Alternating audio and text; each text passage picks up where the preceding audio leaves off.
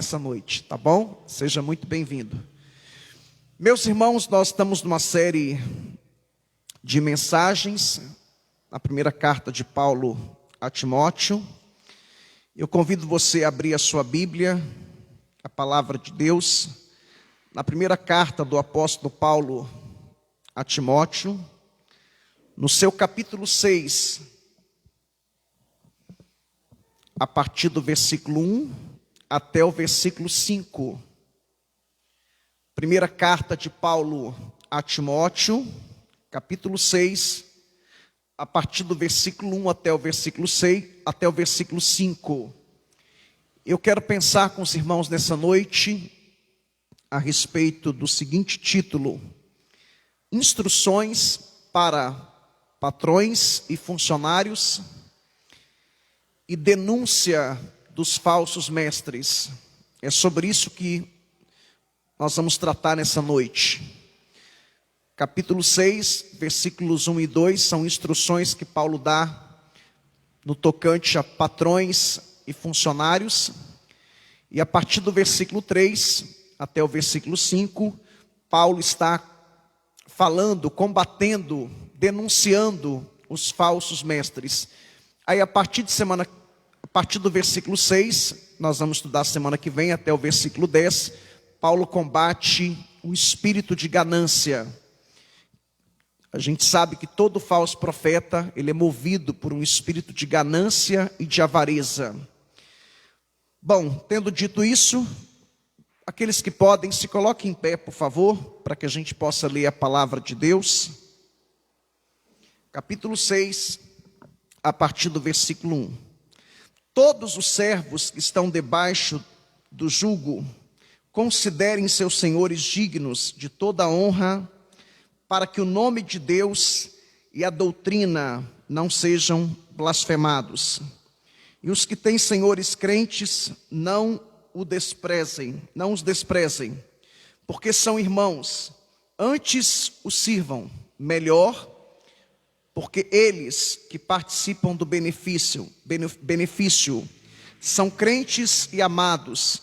Ensina e recomenda essas coisas. Se alguém ensina outra doutrina, e se não conforma com as sãs palavras de nosso Senhor Jesus Cristo, e com a doutrina que é segundo a piedade, é soberbo e nada sabe, mas delira acerca de questões e contendas de palavras, das quais nascem invejas, porfias, blasfêmias, ruins suspeitas, contendas de homens corruptos, de entendimento e privados da verdade, e cuidando que a piedade é fonte de lucro. Podemos assentar em nome de Jesus? Mantenha a sua Bíblia aberta, por favor. Meus irmãos, no capítulo 4, nós vimos o apóstolo Paulo falar sobre a questão da assistência social, no tocante ao cuidado das viúvas da igreja de Éfeso. No capítulo 4 também o apóstolo Paulo falou sobre o suporte financeiro dos pastores de tempo integral, falou também sobre processo de disciplina dos pastores e também falou sobre o processo de ordenação de novos pastores.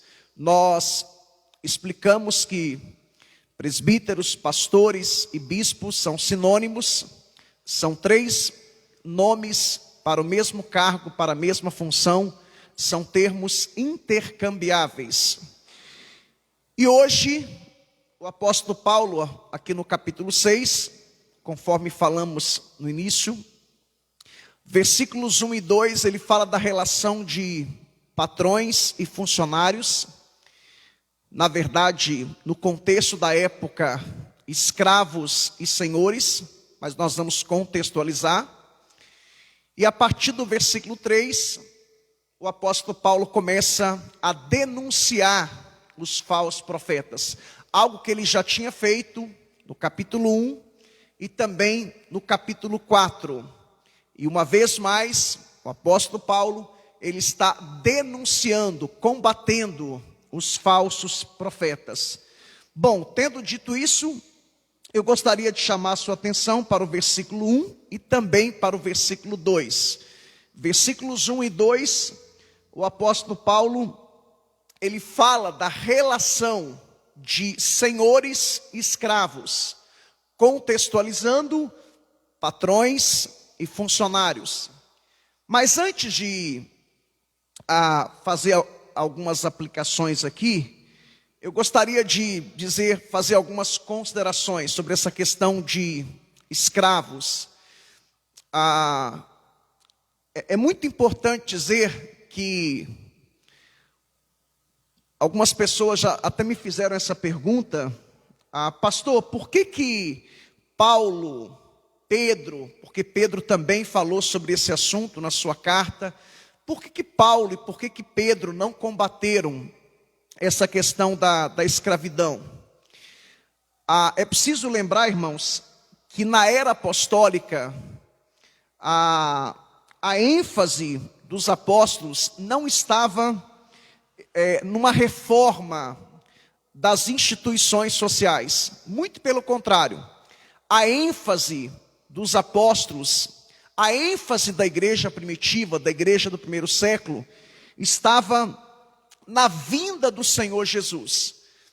Os irmãos devem se recordar que Paulo, quando ele tratava da vinda do Senhor, a gente vê isso nas suas cartas, tanto de 1 Tessalonicenses como 2 Tessalonicenses, ele esperava Cristo para a sua época. Então a ênfase dos apóstolos não era reformas nas instituições sociais. A ênfase dos apóstolos era a vinda do Senhor. Então, é por isso que eles não bateram nessa tecla. Mas a gente vai ver nas cartas de Paulo, por exemplo, Gálatas capítulo 3, versículo 28. Abra comigo a sua Bíblia, por favor, em Gálatas 3, 28. E depois a gente volta para 1 Timóteo capítulo 6. Olha o que o apóstolo Paulo diz em Gálatas capítulo 3, versículo 28. Dessa forma, não há judeu nem grego, não há servo aqui é escravo, é a palavra doulos no grego, nem livre eram os homens livres, né? Ou os escravos que recebiam uma carta de alforria, uma carta de liberdade. Não há macho nem fêmea, pois todos vós sois um em Cristo Jesus. Então o cristianismo, ele nivela as pessoas. No cristianismo todos são iguais, homens, mulheres, escravos, livres, judeus e gentios. É claro que o contexto aqui de Gálatas é um contexto de salvação. Então o cristianismo, ele iguala, ele nivela todos. Então a gente vai ver também outras passagens, como também Paulo escrevendo aos Coríntios, Paulo escrevendo aos Romanos, ele deixa bem claro que em Cristo todos são iguais.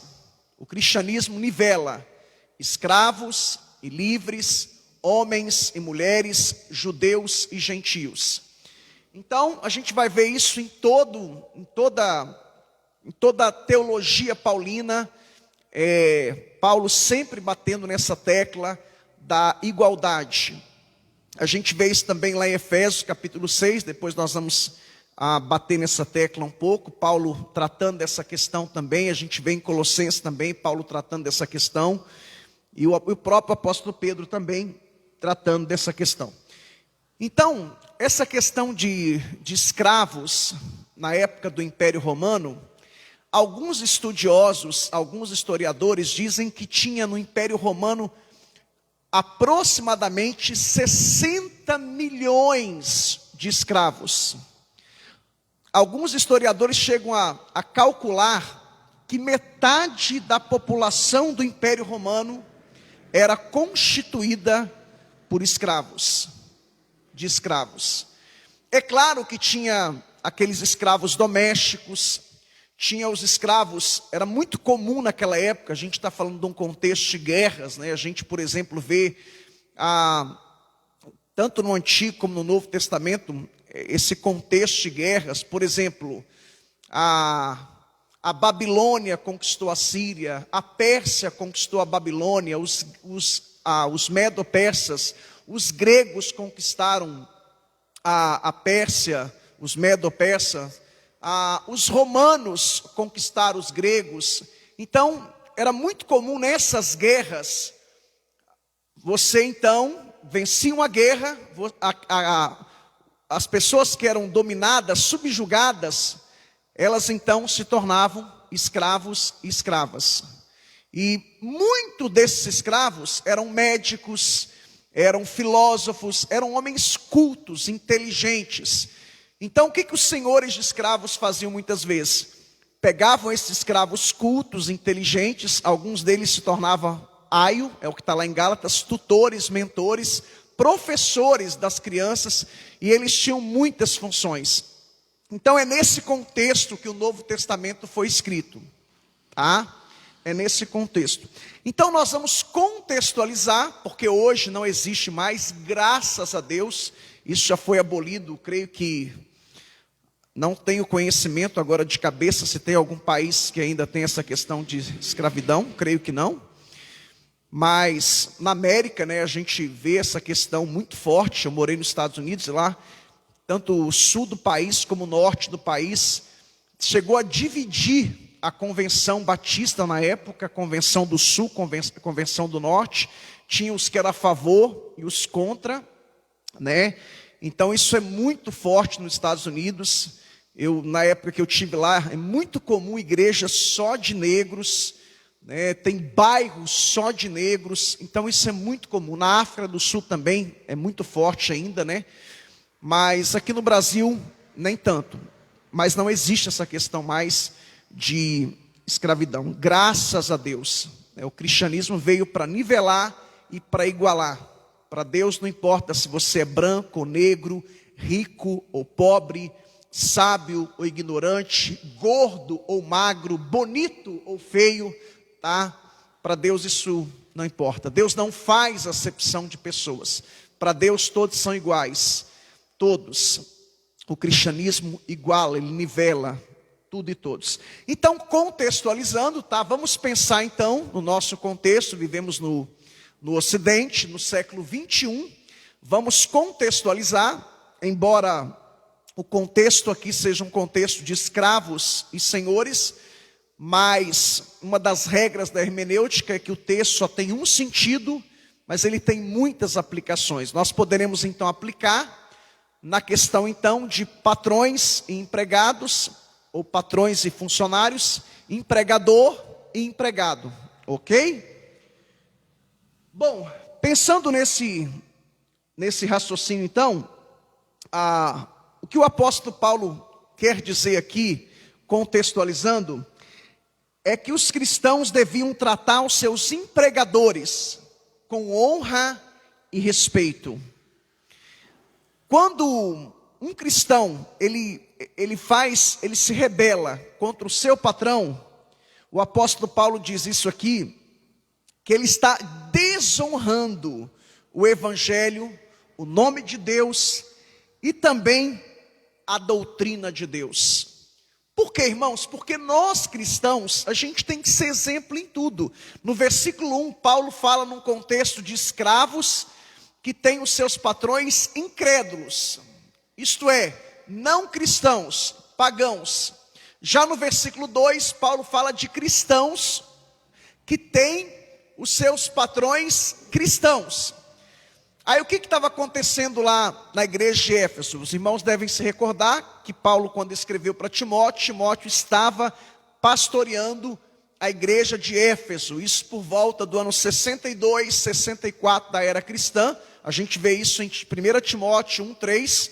Paulo foi à Macedônia e ele deixou Timóteo ali na cidade de Éfeso para organizar, para supervisionar aquela igreja, para colocar a casa em ordem. E aquela igreja estava tendo vários problemas, principalmente com falsos profetas, falsos mestres que estavam instalados ali naquela igreja.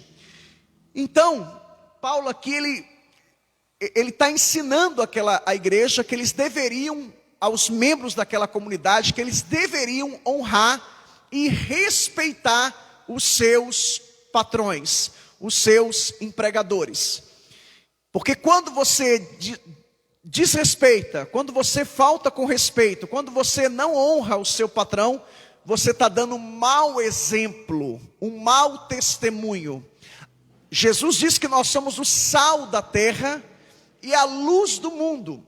Então no versículo 2, aí, cristãos que tinham seus senhores, os seus mestres, também cristãos.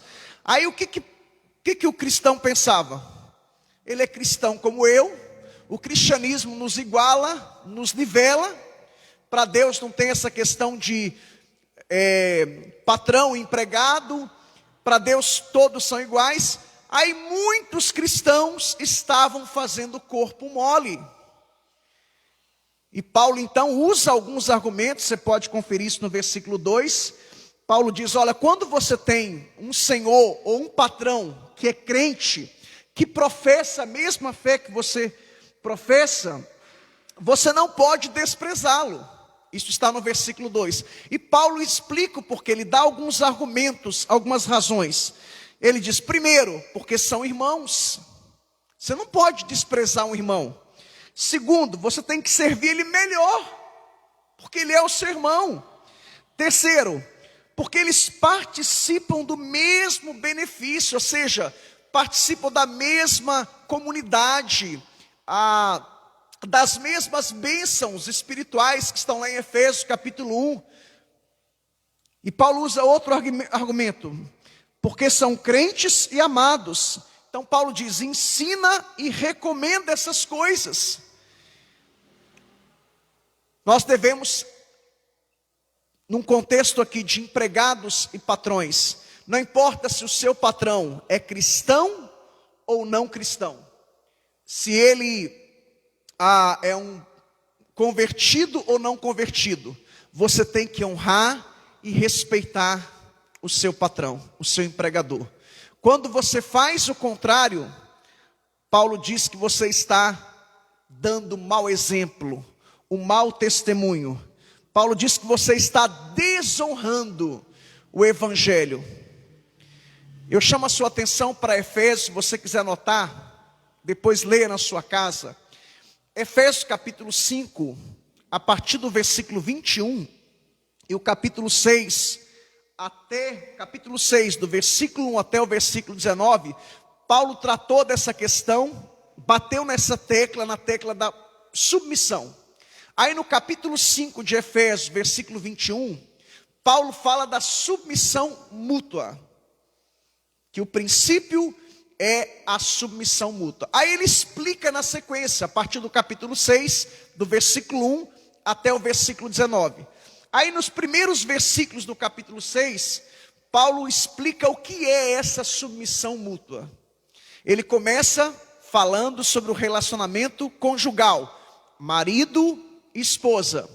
Paulo diz que a esposa deve submeter ao marido, mas o marido deve amar a esposa como Cristo amou a igreja. Isso é o quê? Submissão mútua. A mulher submete o marido, e o marido ama a esposa como Cristo amou a igreja. O que é mais fácil? A mulher submeter o marido, ou o marido amar a esposa como Cristo amou a igreja? Eu acho que é muito mais fácil para a mulher submeter o marido do que o marido amar a esposa como Cristo amou a igreja. Aí Paulo continua explicando essa questão de submissão mútua. Aí ele fala do relacionamento de pais e filhos. Paulo diz que os filhos devem honrar e respeitar os seus pais, porque isso é um mandamento. Ele ratifica Êxodo capítulo 20, quando fala dos 10 mandamentos, ele diz que isso é um mandamento e com promessa. E ele diz que os filhos devem honrar e respeitar os pais, mas diz que os pais não podem provocar a ira dos filhos. Isso é o quê? Submissão mútua. O filho tem o dever de honrar e respeitar os pais? Sim. É bíblico? Sim. E é um imperativo, é uma ordenança, é um mandamento. Mas o mesmo apóstolo Paulo, que foi inspirado pelo Espírito Santo, para dizer que os filhos devem honrar e respeitar os pais, independente se os pais são crentes ou não, tem que respeitar e honrar. Os pais também não podem provocar a ira dos filhos. Você não pode, parafraseando, cutucar a onça com vara curta. Aí Paulo conclui essa questão da submissão mútua, no capítulo 6 de Efésios, você pode ler depois, do versículo 1 até o versículo 19, falando sobre senhores e escravos, contextualizando patrões e empregados, patrões e funcionários, empregadores e empregados. Falando uma vez mais da submissão mútua. Que os funcionários devem tratar os seus patrões com respeito, com honra, com dignidade, e fazer para eles como se estivesse fazendo para o Senhor. Aí Paulo fala para os patrões: e vocês devem tratar os seus funcionários com justiça, com equidade, tratar com respeito, com honra e com dignidade. Isso é o quê? Submissão mútua. Amém? Então, é sobre isso que o apóstolo Paulo fala nos versículos 1 e 2, sobre essa questão de patrões e empregados. E a gente vê muitas pessoas dando mau testemunho, muitos cristãos que acabam chegando atrasado no emprego. Tem aquela questão, eu estou um pouco desatualizado, mas na minha época, quando eu trabalhava secularmente, tinha a questão do cartão, ainda tem? Tem?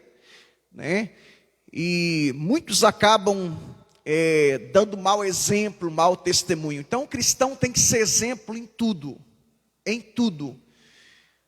Meu pai, eu sou filho de militar, apesar de não conviver muito com meu pai, mas eu ouvi muitas histórias do meu pai através dos meus irmãos mais velhos.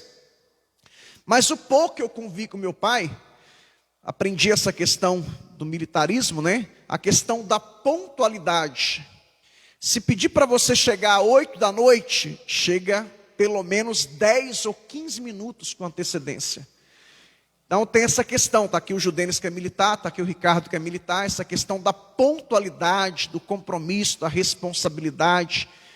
E o lema da polícia militar, não sei se é o lema também do exército, é hierarquia e disciplina. É também? Hierarquia e disciplina. Então, o cristão tem que ser exemplo em tudo. O cristão tem que ser exemplo em tudo. Amém? Chama a sua atenção agora para os versículos 3, 4 e 5. Se nos versículos 1 e 2, Paulo falou sobre a questão, a relação, se o ponto foi patrões e empregados, patrões e funcionários, empregadores e empregados, no versículo 3, 4 e 5, Paulo aqui ele volta a falar sobre a questão dos falsos mestres que estavam instalados na igreja de Éfeso. E Paulo já tinha batido nessa tecla, lá no capítulo 4, a partir do versículo 1. E Paulo também já tinha batido nessa tecla no capítulo 1. Ele também denunciou, combateu os falsos profetas, os falsos mestres. E uma vez mais, aqui, Paulo volta a combater os falsos profetas, os falsos mestres. Bom, tendo dito isso então, eu chamo a sua atenção para os versículos 3, 4 e 5. Aliás, versículo 3. Versículo 3. Se alguém ensina outra doutrina,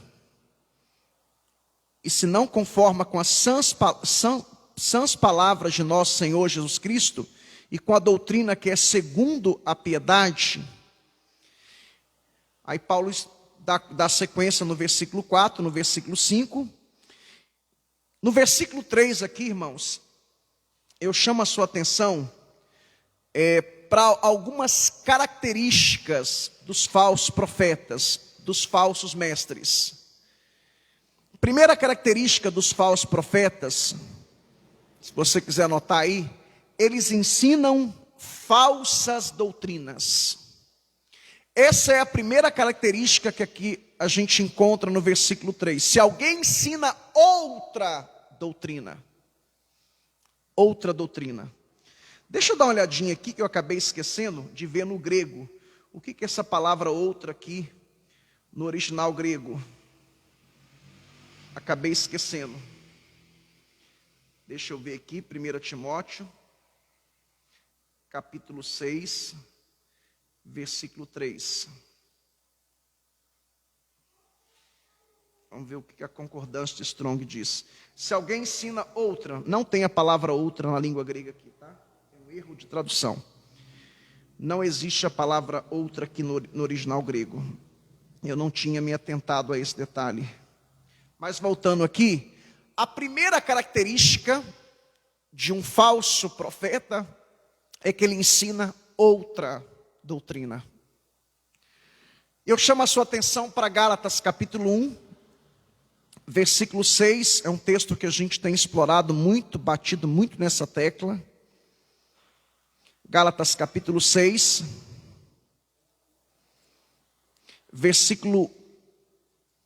Gálatas capítulo 1, versículo 6, 7, 8 e 9. Gálatas capítulo 1, versículo 6, 7, 8 e 9. Olha o que o apóstolo Paulo diz escrevendo para as igrejas da Galácia. Admira-me que tão depressa estejais passando daquele que vos chamou na graça de Cristo para outro evangelho, o qual não é outro, versículo 7, mas há alguns que vos inquietam e querem transtornar o evangelho de Cristo. Eu já expliquei isso aqui na igreja, mas é sempre bom, né, reforçar essa explicação. No versículo 6, a palavra outro é a palavra héteros no grego. Se você quiser anotar, no versículo 6, você ainda não anotou, é a palavra héteros no grego. Já no versículo 7, a palavra outro é a palavra halos. Então Paulo está dizendo para aqueles falsos mestres que estavam nas igrejas da Galácia, era um conjunto de igreja, um grupo de igrejas, né? Eram 4, Antioquia da Psídia, Icônio, Listra e Derbe. Foi para essas igrejas que Paulo escreveu, por isso que fala carta aos Gálatas, né? Galácia do Sul, ficava no sul. Paulo diz no versículo 6 que os falsos profetas, os falsos mestres estavam ensinando, pregando uma falsa doutrina, pregando um outro evangelho. A palavra outro aqui é a palavra grega, que significa héteros no grego, é a palavra héteros, que significa outro de outro tipo, de outro gênero. Aí no versículo 7, Paulo diz, o qual não é outro. Aí no versículo 7 é a palavra halos. Ou seja, não é o evangelho que eu prego, não é o evangelho que os apóstolos de Cristo pregam. Então o que Paulo está fazendo aqui? Ele está contrastando. No versículo 6, Paulo diz que os falsos mestres que estavam nas igrejas da Galácia do Sul estavam pregando um outro evangelho que era um falso evangelho, um evangelho de outro tipo e de outro gênero. Aí no versículo 7, Paulo diz, o qual não é outro, ou seja, não é o evangelho halos, não é o evangelho que eu prego, que os apóstolos de Cristo pregam. Aí no versículo 8 e 9, chama a sua atenção para esses dois versículos. Olha o que Paulo diz, mas ainda que nós mesmos, nós os apóstolos de Cristo, no caso aqui, ele e Barnabé, que implantaram essa igreja aqui. Mas ainda que nós mesmos, ou um anjo do céu, vos anuncie outro evangelho, Agora preste atenção no que Paulo diz. Além do que já vos anunciamos, seja anátema, seja amaldiçoado, maldito, condenado, reprovado. Aí Paulo no versículo 9, olha o que Paulo diz no versículo 9. Assim como já dissemos, agora também vos digo, se alguém vos anunciar outro evangelho, além do que já recebestes, seja anátema. Tem algumas versões que está a palavra repito. Paulo diz, repito. Porque isso era tão forte na teologia paulina, que ele falou a mesma coisa no versículo 9 do que ele tinha falado no versículo 8. Aí algumas versões têm a palavra repito. Então Paulo está repetindo, ratificando, se alguém pregar outro evangelho, se alguém ir além do que já vos anunciamos, lembra que Paulo falou lá em 1 Coríntios 11, 23, que ele ensinava aquilo que ele tinha recebido do Senhor Jesus.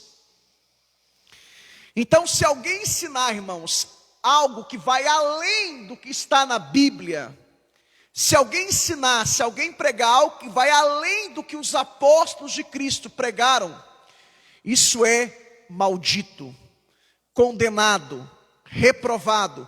É um outro evangelho, é um falso evangelho, é o evangelho héteros. E a gente tem que se atentar, irmãos, porque a gente vive um tempo de uma falsa teologia. Infelizmente, o que eu vou dizer aqui, eu falo com muito pesar no coração, mas esse mês a gente vai completar 503 anos da Reforma Protestante. Nós precisamos de uma nova reforma, precisamos de novos Luteros, novos Calvinos, precisamos de novos reformadores. A igreja evangélica brasileira, ela desengavetou as indulgências da Idade Média com novas roupagens. Com novas roupagens. Infelizmente, o que é pregado, o que é ensinado em muitos redutos chamados evangélicos, não é o evangelho de Jesus. É um outro evangelho, um evangelho que vai além do que Paulo pregou, do que os apóstolos pregavam. E esse evangelho que estão pregando em muitas igrejas, em muitos redutos chamados igrejas evangélicas, é um evangelho que não está em harmonia, não está em concordância com a teologia paulina, com a teologia dos apóstolos de Cristo. E a gente tem que reprovar, a gente tem que condenar. Então a primeira característica dos falsos mestres é que eles pregam uma outra doutrina. Eles ensinam falsas doutrinas. E a gente poderia, a lista é grande, irmãos, de falsas doutrinas. A cada dia que surge novas falsas doutrinas. Sincretismo religioso, pragmatismo religioso, a teologia da prosperidade, teologia do coach, e tantas outras. A lista é gigante. A lista é gigante. E a gente tem que combater esse falso evangelho. Cultos antropocêntricos, louvores, músicas antropocêntricas. Pregador hoje virou coach, né? Ele, em vez de expor a palavra, ele dá uma palestra de autoajuda. E a gente tem que combater tudo isso, porque isso são falsas doutrinas. Uma segunda característica dos falsos mestres é que eles não concordam com a sã doutrina. Isso está no versículo 3 também. Eles não concordam com a sã doutrina. A palavra sã, no original grego, Paulo está fazendo uma alusão. Essa palavra ela vem do mundo da medicina. Essa palavra era usada para tratar de um paciente era a ideia de sã, a ideia de saúde, saudável. Então eles não concordam, os falsos mestres, os falsos profetas não concordam com a sã doutrina. Por quê? Porque a sã doutrina, ela vai na contramão de tudo aquilo que os falsos mestres ensinam e pregam. O que os falsos mestres pregam? Um evangelho adaptado. Antigamente, irmãos, o evangelho, ele ia até o mundo, ele tinha essa finalidade de transformar as pessoas do mundo. Hoje, o que está acontecendo? Uma inversão de valores. O mundo está entrando dentro das nossas igrejas. E está acontecendo o quê? Uma inversão de valores. O certo é errado e o errado é certo. E a gente acaba caindo no politicamente correto, a gente acaba pecando por omissão. E a gente viu isso algumas semanas atrás aqui pregando sobre Tiago. Tiago capítulo 4, versículo 17. Que omissão é um pecado também. Pecado não é só praticar o mal. Deixar de fazer o bem também é pecado. Então a segunda característica dos falsos mestres é que eles não concordam com a sã doutrina. Eles estão sempre fazendo adaptações. Estão sempre importando práticas mundanas e práticas pagãs. Estão inserindo no contexto da igreja. E a gente não pode permitir isso. A gente tem que ficar com a palavra. Com a doutrina, com a sã doutrina. E Paulo já tinha tratado sobre essa questão. Volta aí, por favor, 1 Timóteo capítulo 4. 1 Timóteo capítulo 4, a partir do versículo 1. 1 Timóteo 4, 1. Olha o que o apóstolo Paulo diz. Mas o Espírito Santo de Deus, expressamente diz que nos últimos tempos alguns vão se apostatar da fé, desviar-se, abandonar da fé, dando ouvidos a espíritos enganadores e a doutrinas de demônios. Versículo 2: pela hipocrisia de homens que falam mentiras e têm cauterizada a própria consciência. É o tempo que nós estamos vivendo, irmãos. Em muitos púlpitos, assim como o Espírito Santo usa um homem que tem compromisso com Deus e com a sua palavra, assim os demônios usam os falsos profetas. Assim como nós, homens de Deus, somos influenciados pelo Espírito Santo, os falsos profetas são influenciados, movidos, controlados e dirigidos pelos demônios. Esse é o tempo que nós estamos vivendo. Esse é o tempo. Segunda característica, então, dos falsos mestres é que eles não concordam com a sã doutrina. Terceira característica, ainda no versículo 3. Terceira característica dos falsos mestres.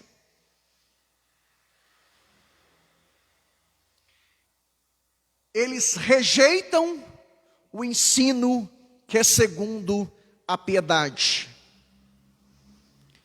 Irmãos, qualquer ensino que não contém em si um apelo à piedade e à santidade é um outro evangelho.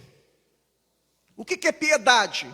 Piedade vem da palavra grega eusébia e da palavra do latim pietas, que significa devoção, dedicação a Deus.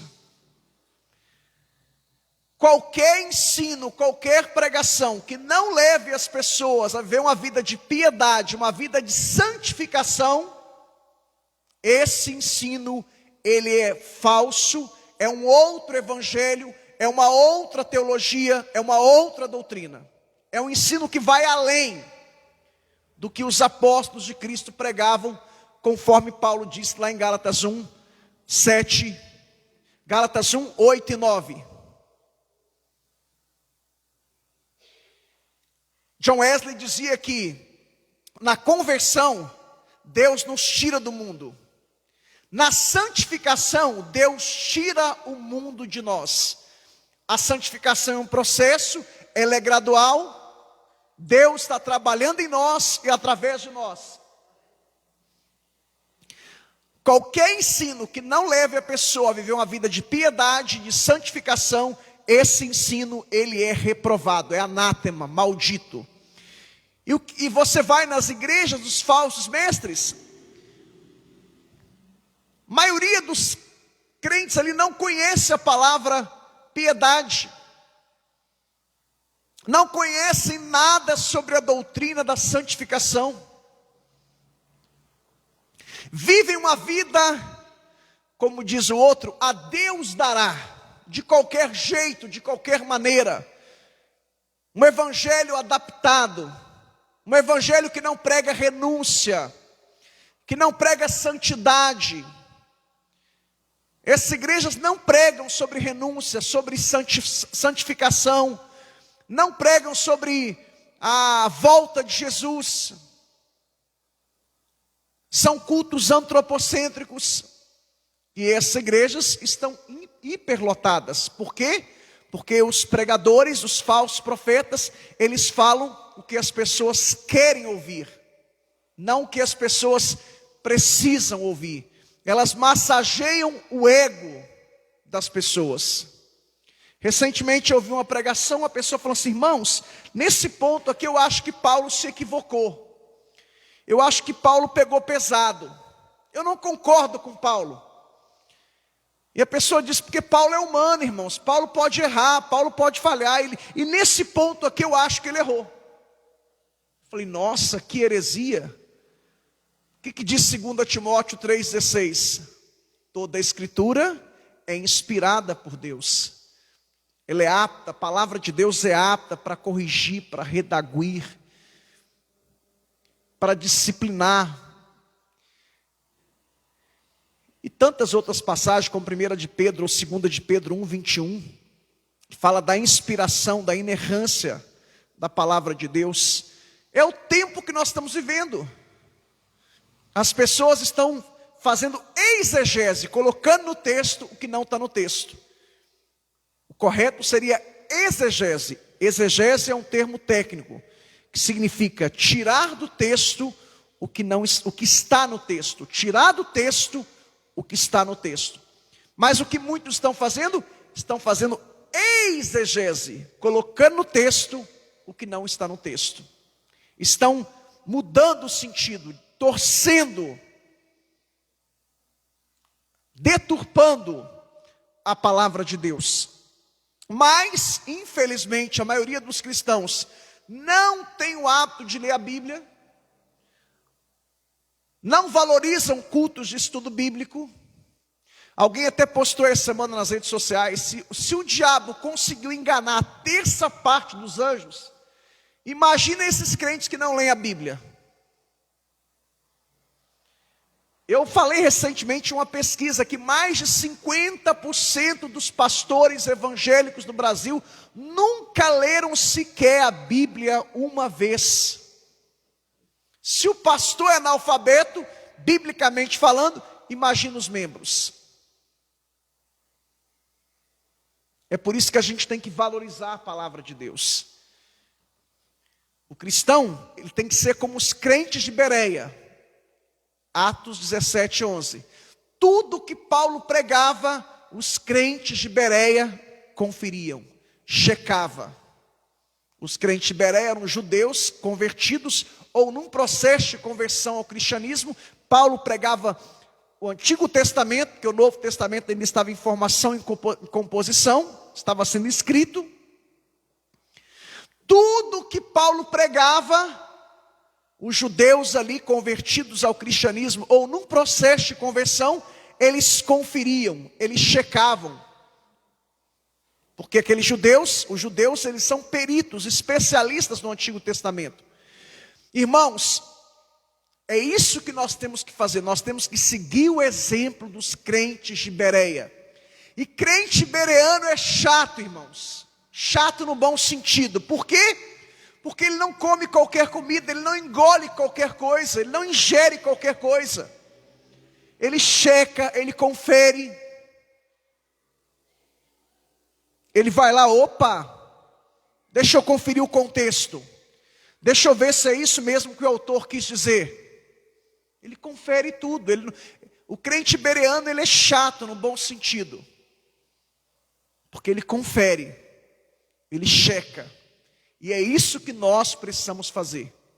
Mas para fazermos isso, temos que ler a Bíblia, participar de cultos de estudo bíblico, ouvir pregadores bíblicos. Eu já dei uma lista para vocês aqui, dos pregadores que eu ouço, que eu curto, que eu comento, que eu compartilho, né? Hernandes Dias Lopes, Augusto Nicodemos, Joe Piper, Paul Washer, John MacArthur, Paulo Júnior e tantos outros. Mas o que as pessoas ouvem? Só querem ouvir falsos profetas. A gente não pode citar nome aqui, né? Porque estamos gravando o culto. Mas eu gostaria de dar uma lista de pregadores que você não pode ouvir, não ouça, porque são falsos profetas, são hereges. Esses que ensinam a teologia da prosperidade, teologia do coach, fique longe deles. São lobos com veste de ovelhas. São falsos profetas, falsos mestres. Então aqui está as 3 características para você identificar um falso mestre. Primeira característica é que eles ensinam falsas doutrinas. Segunda característica é que eles não concordam com a sã doutrina. Eles pregam o evangelho adaptado. Eles alteram, mudam o evangelho. Eles distorcem a palavra. E a terceira é que eles vão contra a piedade e também a santidade. Eles rejeitam a doutrina da piedade e também a doutrina da santificação. Eles não batem nessa tecla. As pessoas podem me ver do jeito que quiserem. Ah, Deus te aceita do jeito que você é. Pode continuar com as mesmas práticas. Deus te entende. A Bíblia diz, venha como está, mas não diz que você tem que permanecer como está. E evangelho é sinônimo de mudança de vida e de caráter, irmãos. Evangelho que não transforma, não é evangelho de Jesus. Evangelho que a pessoa não muda, não é evangelho de Jesus. É claro que nós somos uma obra inacabada. Deus está trabalhando em nós e através de nós. É aquilo que eu sempre falo aqui na igreja. Eu ainda não sou o que eu preciso ser, mas o que eu era, eu não sou mais. Coisas que eu praticava há 5 a 10 anos atrás, não pratico. A gente está num processo. Santificação é isso, né? Deus está trabalhando em você e através de você. Aquilo que eu falei de John Wesley. Na conversão, Deus te tira do mundo. Na santificação, Deus tira o mundo de você. A gente está num processo. Então, a cada dia, Deus vai tirar coisas de você. Amém? Versículo 4.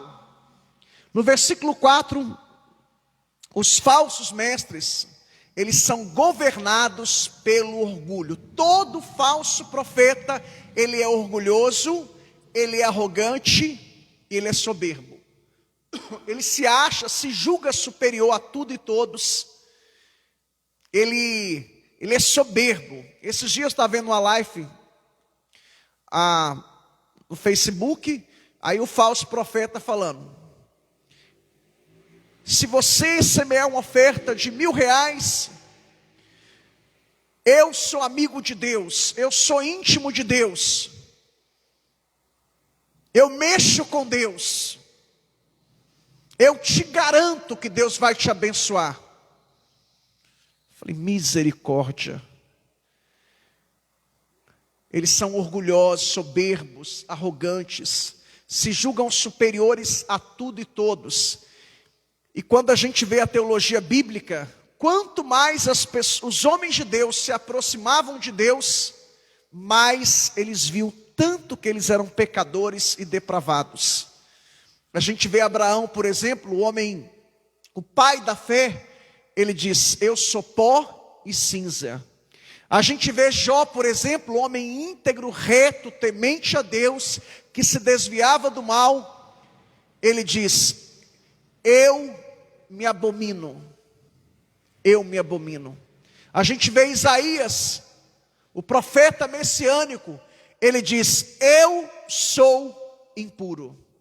A gente vê Pedro, o apóstolo que Cristo escolheu para apacentar suas ovelhas, ele diz, eu sou pecador. A gente vê Paulo, o homem que escreveu nada menos, nada mais do que 13 cartas. Mais da metade do Novo Testamento foi ele que escreveu. Ele diz, eu sou o principal dos pecadores. Quanto mais você estuda as doutrinas da graça, mais você se rebaixa. É o que está lá em Romanos 11:36. Vamos ler essa passagem? Sou apaixonado com essa passagem bíblica. Romanos 11:36. Romanos 11:36. Olha o que diz Romanos 11:36. Porque dele, por ele e para ele são todas as coisas. Glória, pois, a ele eternamente. Amém. Porque dele e por ele são todas as coisas. Que ele cresça e que eu diminua. Então os falsos mestres, irmãos, eles são governados pelo orgulho. Eles promovem divisões, está aí no versículo 4 também. Eles promovem divisões. Eles são especialistas em plantar em campo alheio. Eles são especialistas em pescar no aquário dos outros. Falso mestre não quer ter o trabalho de pegar uma ovelha, a suja, né, que está com carrapicho, que está com vírus, com bactérias doentes. Ele não quer ter o trabalho de pegar o peixe e limpar o peixe. O mais difícil, irmãos, não é pegar o peixe, é limpar o peixe. Os falsos mestres, eles não querem ter o trabalho de pegar o peixe. Eles querem peixe pronto, peixe limpo. E quando a gente estuda a teologia paulina, né, Paulo fala sobre isso lá em Romanos, no capítulo 15, a partir do versículo 20 até o versículo 23, ele diz que não colocava Vamos ler Romanos 15. Romanos 15, do 20 até o 23. Romanos capítulo 15, versículo 20 até o 23. Desta maneira, esforcei-me por anunciar o evangelho, não onde Cristo já fora nomeado ou pregado, para não edificar sobre fundamento alheio. Versículo 21. Antes, como está escrito, aqueles que não foi anunciado o verão, e os que não ouviram o entenderão. Pelo que também muitas vezes tenho sido impedido de ter convosco. Ele queria Roma, ele estava em Corinto quando ele escreveu essa carta. Versículo 23. Mas agora que não tenho mais demora nessas regiões, e tendo já há muitos anos grande desejo de ir visitar-vos. Mas eu chamo a sua atenção para o versículo 20, quando Paulo diz: dessa maneira esforcei-me por anunciar o evangelho, não onde Cristo já fora anunciado. Paulo não plantava em campo alheio. É isso que ele diz, que a sua missão era pregar o evangelho onde Cristo não era conhecido. Por quê? Para não competir com outros pastores. Irmãos, o que a gente vê nas igrejas evangélicas hoje? É muita adesão e pouca conversão. Muita adesão e pouca conversão. É claro, se a pessoa está numa igreja que não é uma igreja bíblica, se ela permanecer ali, ela está sendo conivente, cúmplice. A especialidade dos falsos mestres é plantar no aquário alheio e pescar no aquário alheio. Eles promovem divisões. Essa é uma das marcas dos falsos profetas. Paulo diz aí no versículo 4 também, uma outra marca dos falsos profetas, dos falsos mestres. Eles gostam de discutir. São obcecados por contendas de palavras, versículo 4. Ou seja, eles gostam de tretas, é a palavra da moda. Todo falso profeta, ele ama a discussão, ele ama as contendas, as tretas, as brigas. E nós devemos buscar uma vida de piedade e de santificação. Claro que Paulo não está condenando aqui a prática de você denunciar os falsos profetas, porque a gente vê isso em toda a teologia paulina. Ele combatendo nas suas cartas os falsos profetas. Uma coisa é você denunciar, combater os falsos profetas. Outra coisa é você querer ficar só arrumando treta, confusão, briga. Por quê? Porque os falsos profetas, eles são movidos por orgulho, eles são orgulhosos, eles se acham superiores. Tem um aí que volte e meia ele está brigando com todo mundo. Ele é famosão no Brasil aí, não vou falar o nome porque a gente está gravando. E ele é assim, se você mencionar o nome dele, ele já grava um vídeo e te detona. Ele fala, como ele gosta de falar, ele fala um monte de asneira. Essa é uma das palavras principais, uma das palavras preferidas dele. Infelizmente, esse camarada se perdeu. Já contribuiu muito para o evangelho, o crescimento, a expansão, mas de uns anos para cá, ele começou a ser influenciado pelos falsos profetas da América. Se você quiser, eu te dou o nome dele depois. Não vou falar porque a gente está gravando.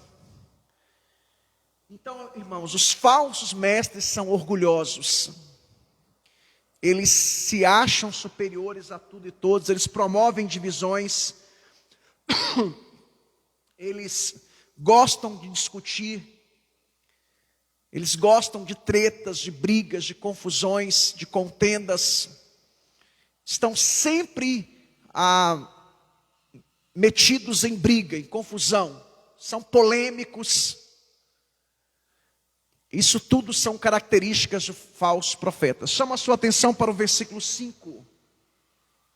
Olha o que Paulo diz no versículo 5. Volta lá para 1 Timóteo capítulo 6. 1 Timóteo capítulo 6. Versículo 5. Paulo continua falando que eles gostam de contendas de homens, né? Corruptos de entendimento e privados da verdade, cuidando que a piedade é fonte de lucro. Os falsos mestres, irmãos, eles são governados pela avareza e pela ganância. São governados pela ganância e pela avareza. O Deus dos falsos profetas, é isso que Paulo está dizendo aqui, parafraseando é isso, é Mamon. É o que está lá em Mateus 6, 24. Eles são movidos por ganância.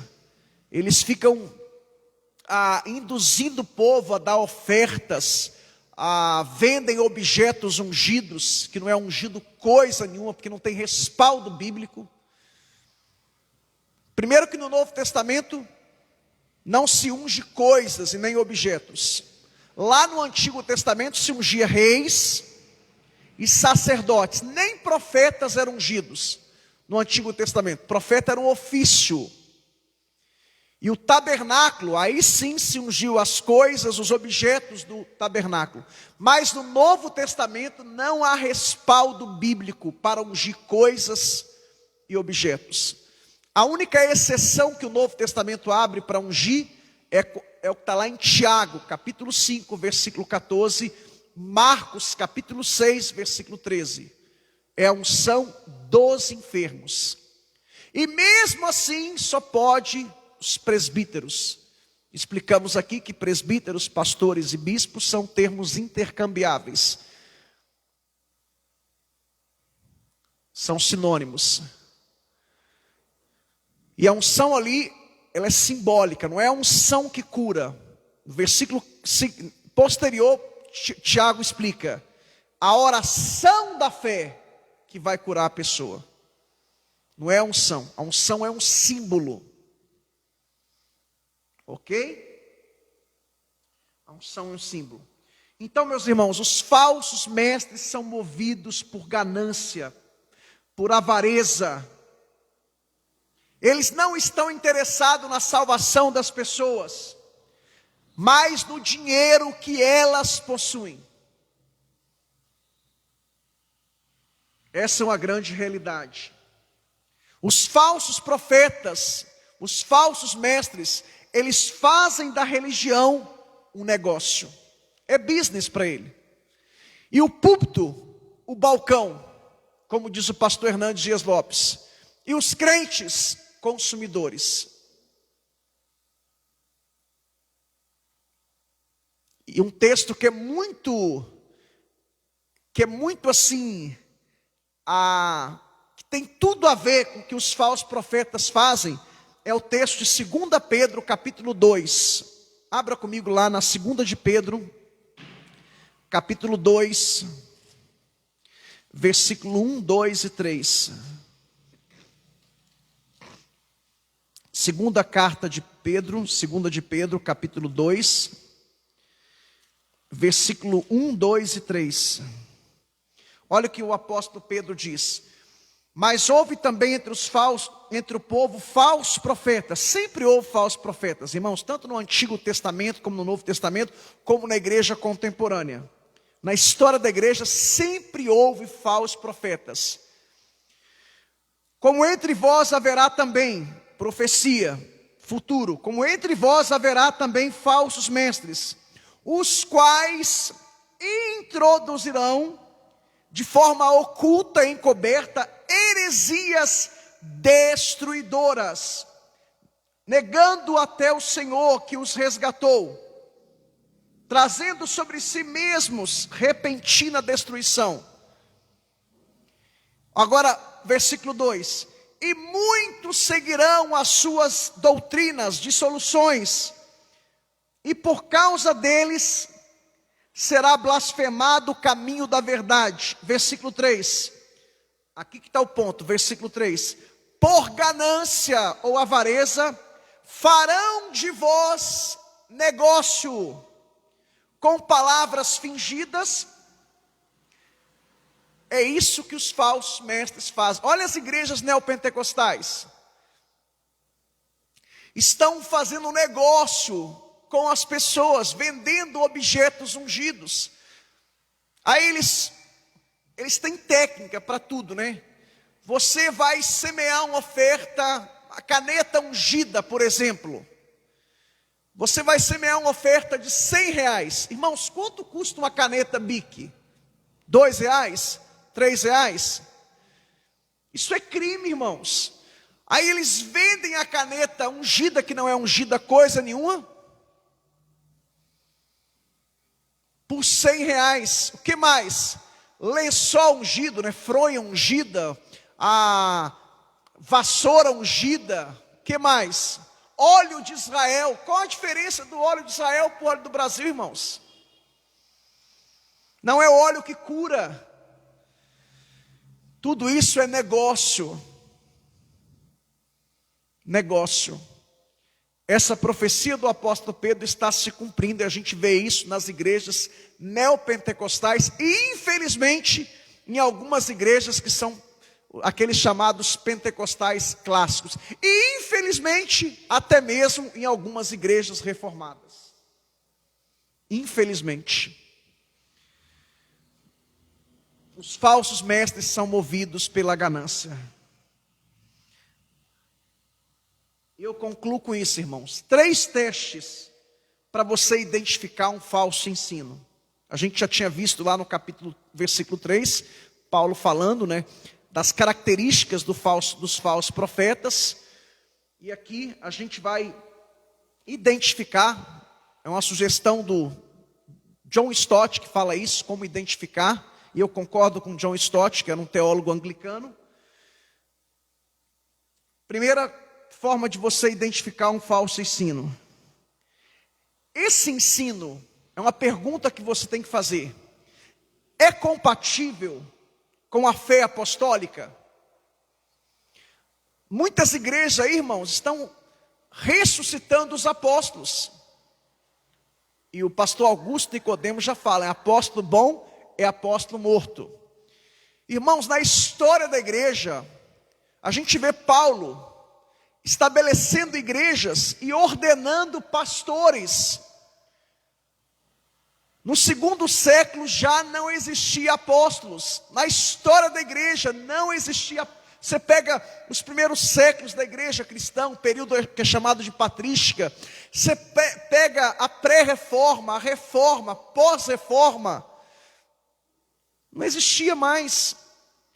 Os bispos, os pastores foram sucessores dos apóstolos.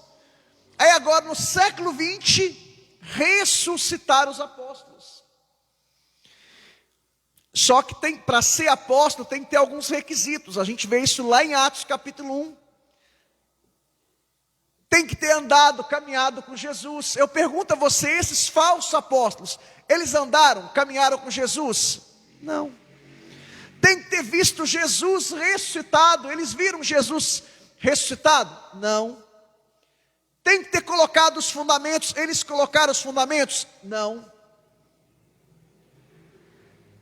Então, primeira forma de você identificar é saber se o ensino que eles pregam é compatível com a fé apostólica.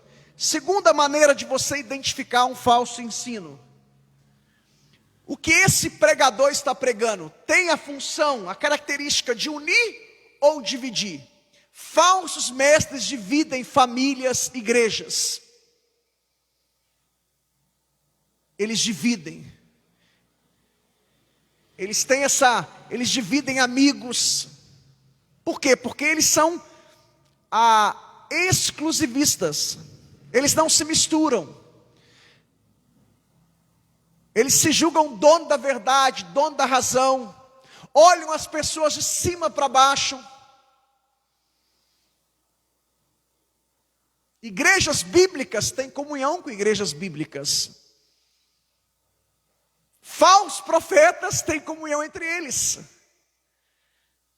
E por fim, irmãos, terceiro teste para você identificar um falso ensino.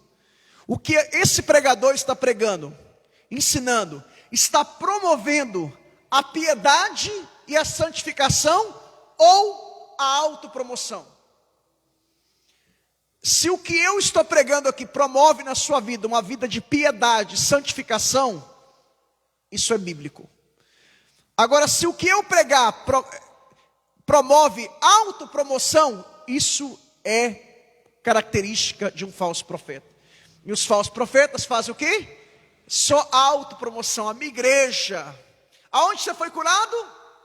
Na igreja fulano de tal.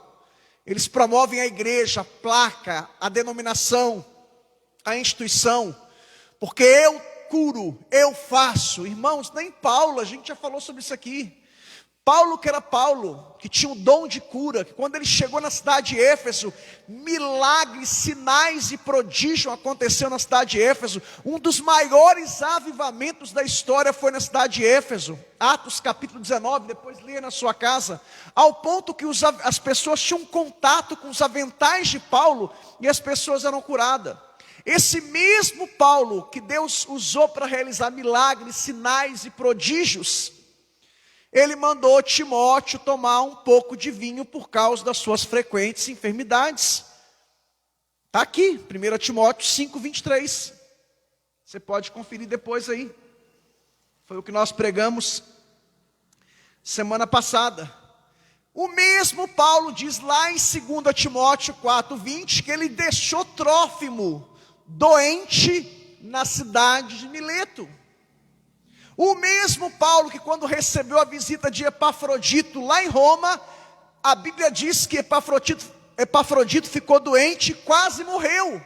E Paulo orou por ele e Deus não curou. O mesmo Paulo que em 2 Coríntios capítulo 12, orou 3 vezes: Senhor, tira de mim esse espinho na carne. Nós não sabemos o que é o espinho na carne, tudo que você ouvia é especulação. Deus diz para Paulo: a minha graça te basta. Aí esses falsos profetas prometem o que Deus não prometeu, o que os apóstolos não prometeu. E nós sabemos, irmãos, que Jesus não prometeu riquezas, Ele prometeu salvação. Amém? Vamos nos colocar em pé. Muito obrigado, irmão Luiz, que Deus te abençoe, tá? Uma alegria tê-lo conosco aqui nessa noite. Quero chamar aqui o presbítero Samuel. Ele vai estar orando, finalizando e dando a bênção apostólica. Se você tiver alguma necessidade, ele vai estar orando por você também. Muito obrigado a você que participou conosco através do Facebook.